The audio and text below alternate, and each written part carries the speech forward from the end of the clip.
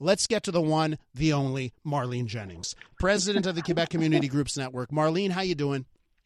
I'm doing well. I love you. I know. I love you too. So these, eventually you're going to get some tough questions here, right? But everyone just needs to know there's just this mutual affinity affection going on here.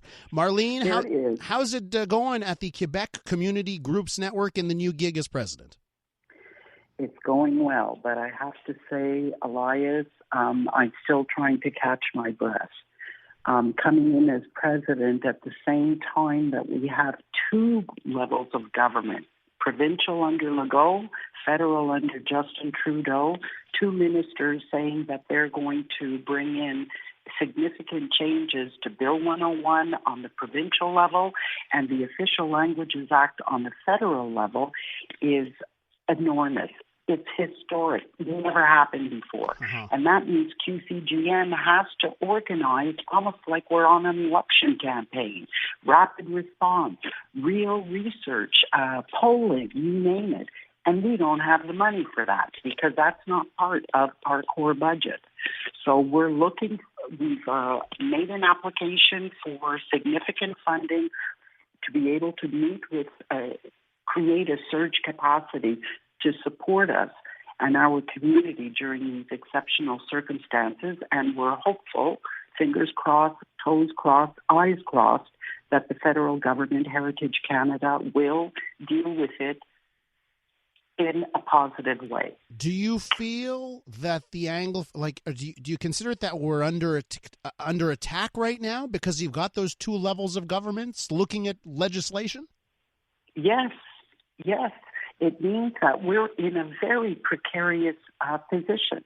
We have on the provincial side, we've got major media, francophone media personalities saying strengthen Bill 101, take away funding to our institutions like our CJAD and our universities that we built.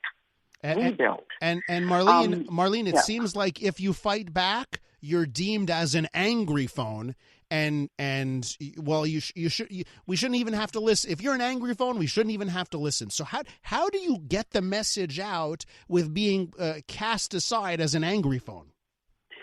Part of the message, I did an opinion piece in one of our major English-speaking newspapers where I talked about how we, in fact, are allies both to the Francophone majority of Quebec and the Francophone minorities outside of Quebec, because we're in an exceptional position.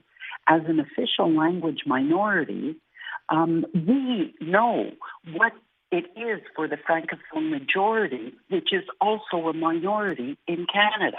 We know what it's like for the Francophone minorities outside of Quebec. And therefore, we can be the bridge. And we want to be the bridge. We understand that we have to protect and enhance French here in Quebec and outside of Quebec. But we also know that it can be done without eroding our own rights, without eroding our own institutions, because the Francophone majority of Quebec also need us. We make a big contribution to what our society is today. We're with Marlene Jennings, president of the Quebec Community Groups Network. Marlene, it seems like before your group, the Quebec Community Groups Networks, and I know the previous president, Jeffrey Chambers, it seemed, I may be off on this, but it seemed like there was a more adversarial, confrontational relationship between him and, let's say, Chris Skeet and the CAQ government. I really can't comment on that. No. I don't want you to. My question is this, right? Because that's what I feel the sentiment was in the past. But what happens now for you? Have you picked up the phone and called Christopher Skeet? Have you picked up the phone and tried to speak to Simon Jolin Barrette? Have you spoken to these people about the plight of your group? I've spoken with Christopher Skeet, and we had a really nice conversation, and I expect to be able to have a meeting with him, shortly. I've formally requested a meeting with Premier Legault because he is the minister responsible for anglophones in Quebec. Because it happened just not long before the holidays, and with this COVID situation, I'm not expecting a response back quickly. In terms of Jolin Barrette, no, I have not requested a meeting with him, but that is something that I'll be doing. Okay. Clearly, but it's not just with him. I've had a meeting with Dominique Anglade and several MNAs like Jennifer Macaron and Gregory Kelly, David Birnbaum, just as an example.